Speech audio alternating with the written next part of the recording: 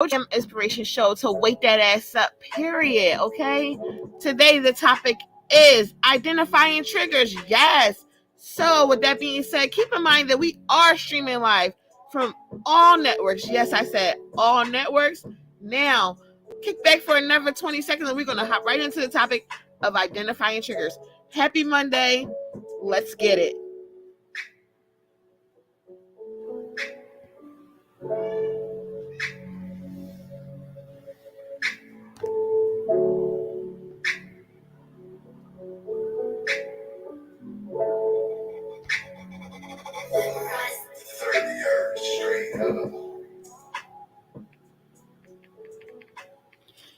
All right, peace, y'all. This is Empress Coachreenanicole, and it is Monday, October the 24th, 2022, and we are here with another episode of our AM Inspiration Show to wake that ass up, waking you up consciously, spiritually, emotionally, mentally, physically, and financially, and also soulfully, period, okay?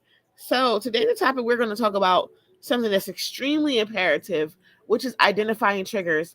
I picked this topic today because I felt like it came up a lot in the last week, with, self-development and how to ground yourself and how to, elevate yourself. A thing that we were, constantly speaking on was identifying triggers was an important, imperative part of doing that, right?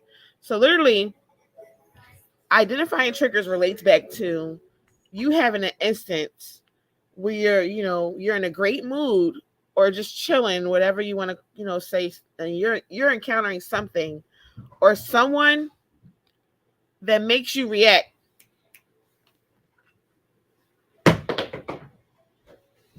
That makes you react. Okay? And it's like, okay, how are they making me react? They may be making you react emotionally. They may maybe also making you react, not in a healthy way, right? Okay, so it's literally a reminder. It brings up things in your past that may have been traumatic for you, and isn't a subject that really makes you feel irrational and upset, and you're not able to balance yourself in that moment. And that's literally what an emotional trigger is identified as, okay? And literally, it can be very, very challenging to deal with emotional triggers every single day, okay? So we're going to talk about how to identify them, and hopefully today we're going to give you some tips that you can actually use to maneuver through your emotional triggers, right? Because that's what we're here for, to wake your ass up consciously, spiritually, emotionally, physically, and financially, but to also give you tools to maneuver through these daily things so you can be the best version of your best self, period, okay? So emotional triggers are not like something that like, oh, everybody has them, so I'll just, I don't have to deal with them like that. These are the worst things you can do with emotional triggers is to ignore them. That's one of the worst things you can do, okay? um they because they have so many different they come from so many different places. So it's not like only if you behave this way or only if you interact this kind of thing you're going to be triggered.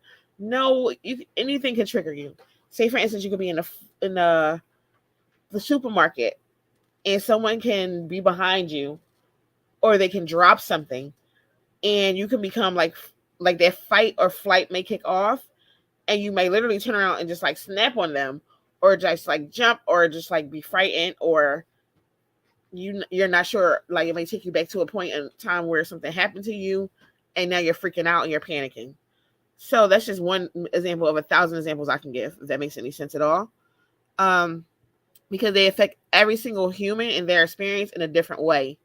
They're unique to each person and they're influenced by our past experiences, our current mental health symptoms, whether or not you're using substances, and even global environmental issues, can actually trigger you or have an effect on your triggers. Okay, so it's not just a one thing that can really put you somewhere where you're like, oh, it's only because of this. No, that's not what triggers are about. So to really like put it in layman's terms, they really are like events, things, and experiences who can cause the mind and body to react. It's really is that simple, you know.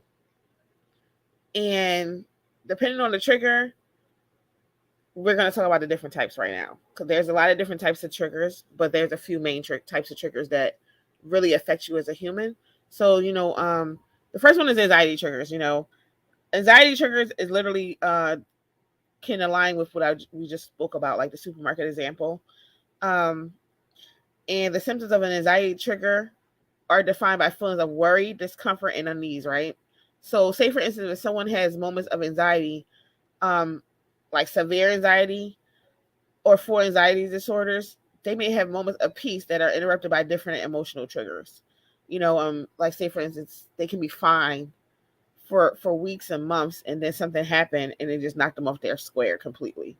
Like, oh, I thought you were doing well, and they're in their head as well. Like, I thought I was doing well as well. You get what I'm saying? Because anxiety triggers can be very chronic. That means that they will reappear, and they don't just go away like that. That's the anxiety trigger is someone who has a phobia that would show up as a phobia, or someone who's dealing with PTSD or different things of that manner. When they're chronic in that way, they're always coming back, right? So just even being in a place of something like, say for instance, if you're scared of water, if you're walking by, if you're on a pier, that's not a place you would really go to as a pier, right? A pool party is not really a place that you would go to, because why? It would make you feel emotionally triggered by something that happened that has to do with water, fear, discomfort, and worry, right? So that's not a place where you will actually show up, okay? That's just an example, though, because like I said, it can show up in so many different ways. It can show up mentally, sexually, all types of ways. All types of ways. Even everything that we described of what the podcast is about, it can show up in every way.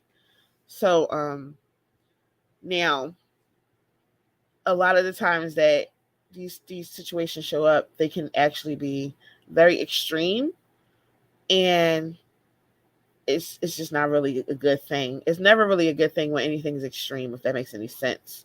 Because the next thing that we're going to jump into is the anger triggers, okay? Now, that type of emotional trigger is very reactionary, and it occurs as a result. It comes with anger or frustration, right? So most of the time, anger triggers leave people feeling out of control, and they find that their hearts start pounding and their breath becomes more shallow, okay? Because anger triggers can cause outbursts of profanity, threats of violence, yelling, and a lot of aggressive behaviors, okay? Dun, dun, dun. Now, when you're having anger triggers, they lead people to lash out on the ones that they love, or even at themselves, okay? Not just other people. People with anger triggers lash out on themselves, okay? And there are so many factors that can make anger triggers more intense and harder to control, especially the usage of substances, okay? Anger triggers are especially imperative to identify and treat, because acting on violent impulses could put you in extreme danger in other people. Keep that in mind, all right? Now the one that you're always hearing about, because people always skip over the anxiety and the anger, and they hyper focus on trauma, okay? And that's all they speak on is childhood trauma, childhood trauma, childhood trauma, right? Not realizing that the thing developed from childhood trauma turns into like anxiety triggers or anger triggers, right? And also that you can have adult trauma as well. You know, so everyone that had trauma in their childhood, a lot of people can have trauma in their adulthood as well, and that can be a trigger for them. So people who struggle with post-trauma stress disorder, okay, their triggers are often reminders of harmful events that they went through, okay? And literally, a lot of people are, they have in common, those people that suffer from PTSD, that they are survivors of abuse as well.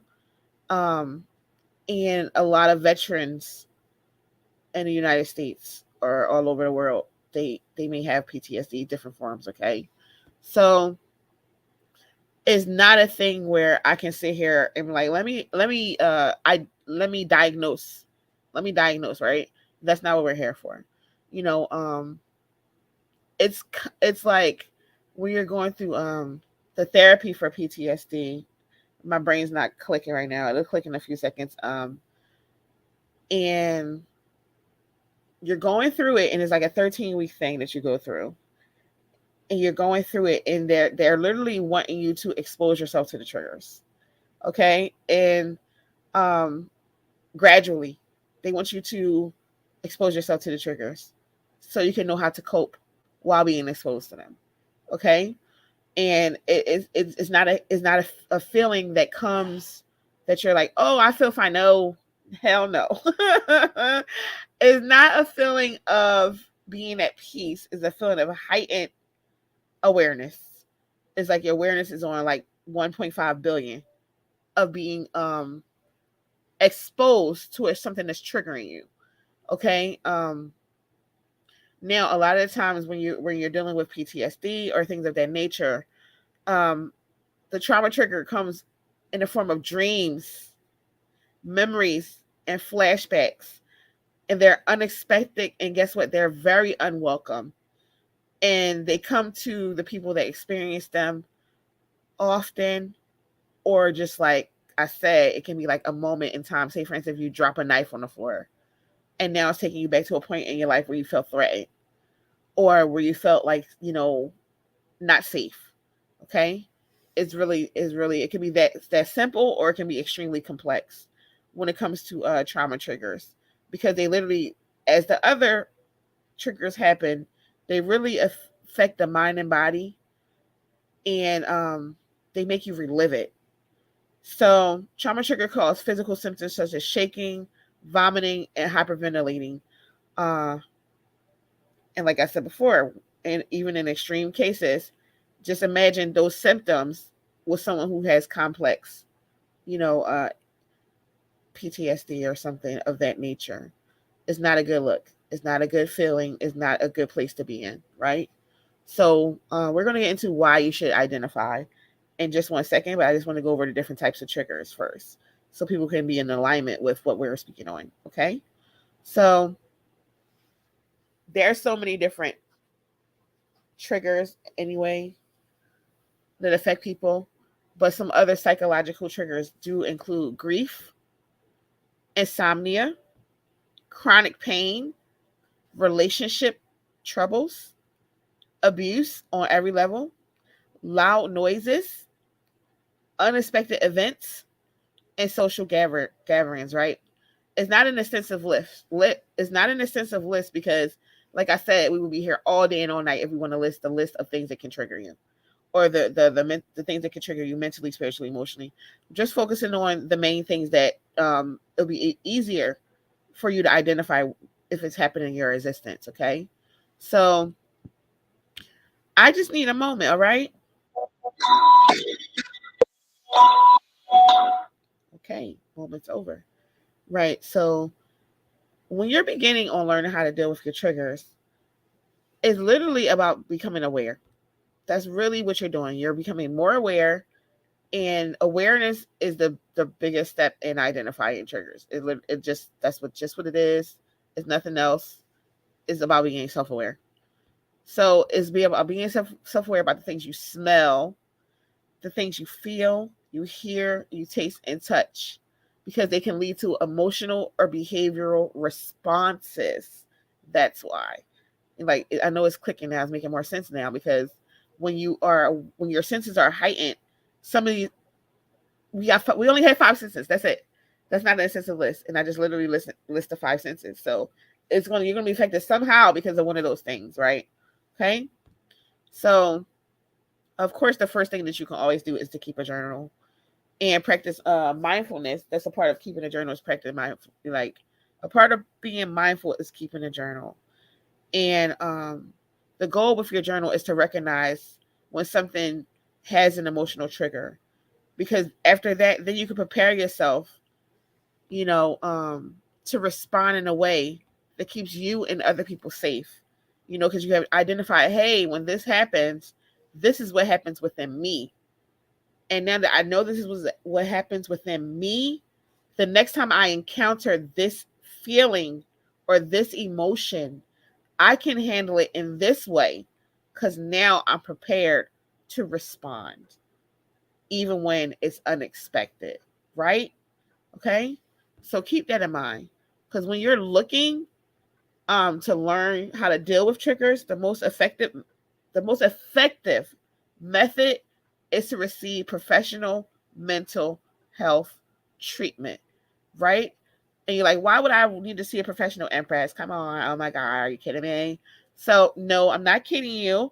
And when you learn that they can really harping on your life and become harder to deal with, like the more and more you experience them, there's literally can be something that's underlying that has to deal with a mental health condition like anxiety or PTSD, depression, phobias, mood disorders, and the list goes on and on and on to the break of dawn. Okay. Dun, dun, dun. Right. So there's a lot of treatment that you could get for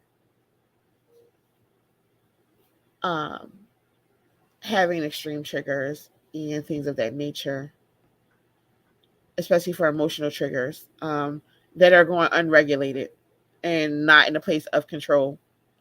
So it's literally like, inpatient treatment, group therapy, recreational therapy. If you are into medicine or westernized medicine, uh, medication management. If you're not into that, you still can go to a naturopathic doctor and see what they can do to help you in that way as well. And cognitive behavioral therapy, which is called CBT, you can also go through that as well, right? So there is so many different ways to address and identify emotional triggers. So don't feel like, this is something wrong with me. There's something wrong with me. And I'm not, a human anymore. I'm not someone that people should be around because I'm experiencing these things, because that's not true. That's literally like a story you're telling yourself, and you're believing the story because your mind is cluttered with thoughts and feelings that don't belong to you anymore. Because you're holding on to things that are keeping you in a state of fear, stagnation, anxiety, and it's just keeping you in a place where you don't belong. So it's telling you these lies that you actually believe about yourself that's just not true. Okay. And traumatic events can definitely play on your automatic thoughts and tell you things that are not true. And you begin to believe that story, which, like I said, it incites fear in you. So you're heightened, your senses are heightened, and you're hypervigilant. And that's really not a good thing, especially if you're triggered, especially when your triggers heighten you and you're not able to regulate. When you're not able to regulate and you're very hyper vigilant, that can be turn into a real ugly thing for you. And this is why I just mentioned all those ways that you can actually get help outside of yourself in the healthiest way. I mean, it's fine to talk to your friends and stuff like that, but getting professional help to make sure nothing else is underlying when you're noticing it's not stopping. Like, if, say, for instance, if you've been going through the same thing for like 2 months straight, and you're just feeling triggered and you're just feeling like all these feelings and emotions, and you're like, I'm not able to calm down immediately, I'm not able to breathe through it, I'm not able to regulate, then there may be something going on, you know.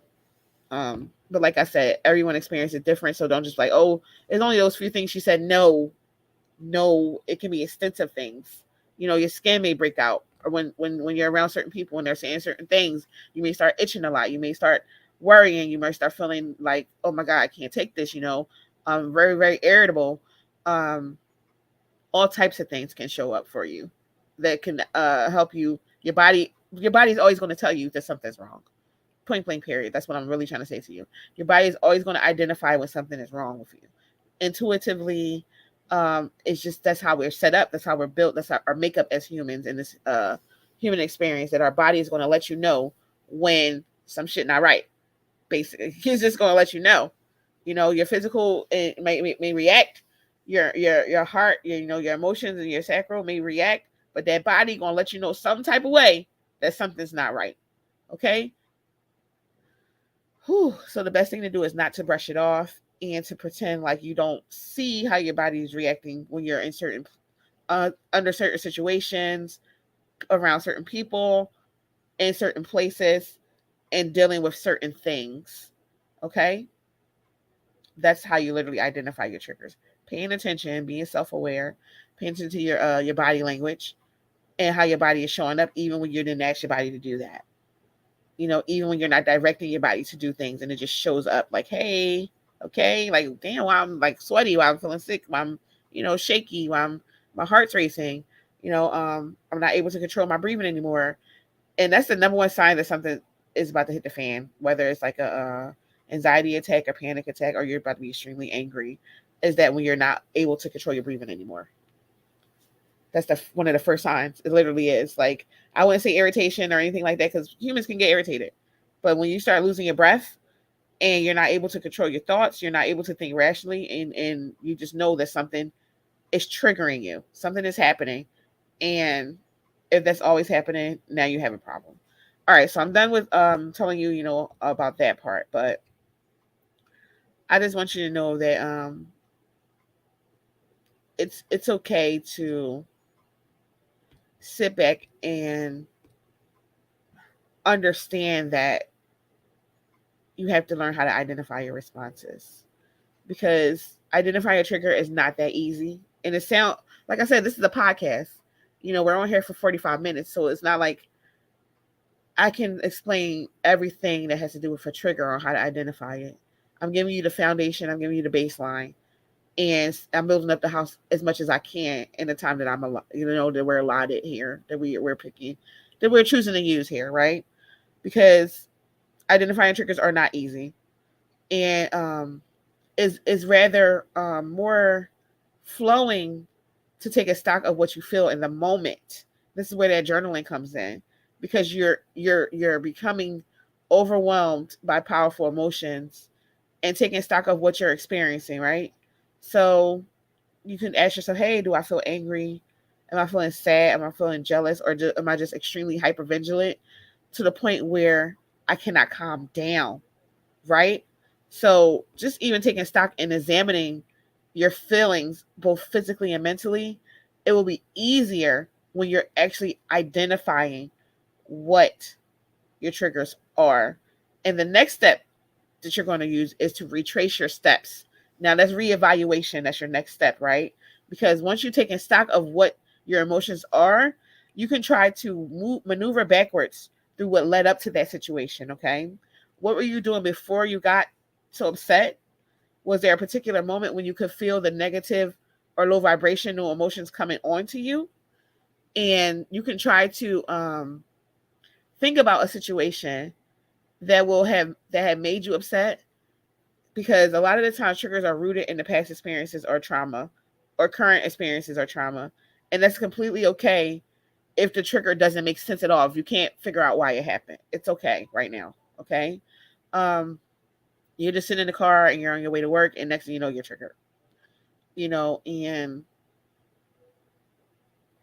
it reminds you of an accident or something.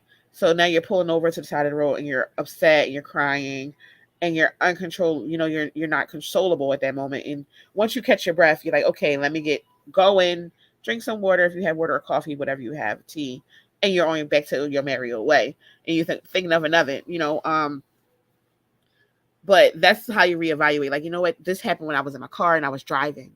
So the trigger was me driving, and that brought on the memory of the accident that happened to me. Okay? That's making any sense?